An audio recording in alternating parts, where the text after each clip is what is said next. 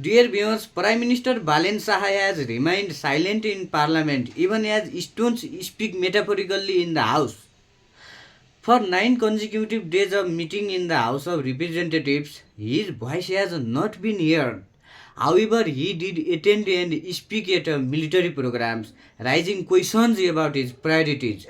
The UML has questioned this behavior, expressing concern over his unconventional style of breaking old political norms. Viewers, Balin Saha had already established a reputation during his time of mayor of the Kathmandu as someone who speaks less but works more. He rarely responded to journalists' questions and only spoke at a few important events.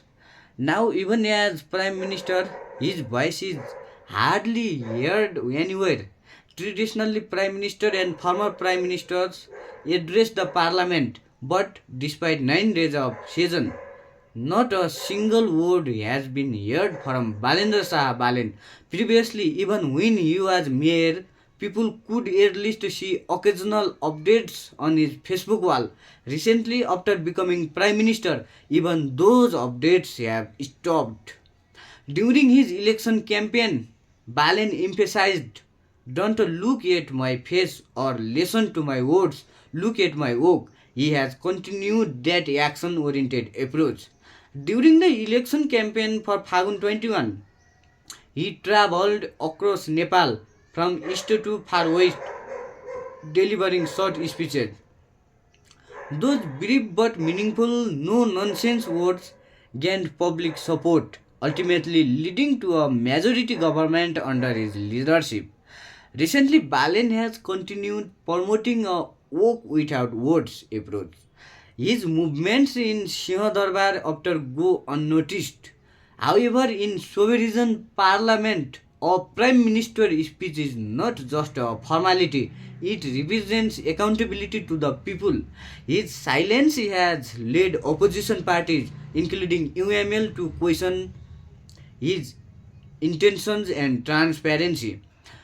On the other hand, many citizens support him, saying they are tired of empty speeches and prefer a leader who walks without talking. This reflects a clear sentiment among the public. In the past, long speeches from ministers and prime ministers often wasted parliamentary time. Interestingly, while Balin was not addressed Parliament, he made time to attend and speak at a military event. He has appointed 15 ministers but has kept the Ministry of Defense under his own control. As both Prime Minister and Defense Minister, his presence at military event is expected, but his absence in Parliament has raised further concerns. At the military event, he delivered a brief written speech lasting 2 minutes and 23 seconds.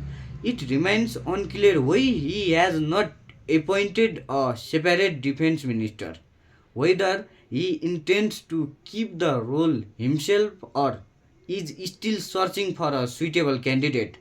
Many believe that instead of long, tiring speeches like previous leaders, Balin should at least deliver short and clear addresses. Some critics now questions whether his silence in parliament reflects a reluctance to engage with democratic institutions while maintaining closer ties with the military. Recent political developments, including the formation of the current cabinet and his retention of the defense ministry, have sparked debates from multiple angles. Some analytics suggest that while Nepal's military does not directly intervene like in some countries, it may still influence political changes indirectly. Meanwhile, Prime Minister Balen has been actively engaging with international ambassadors, which is seen as significant. A Prime Minister's parliamentary address also carries national and international importance.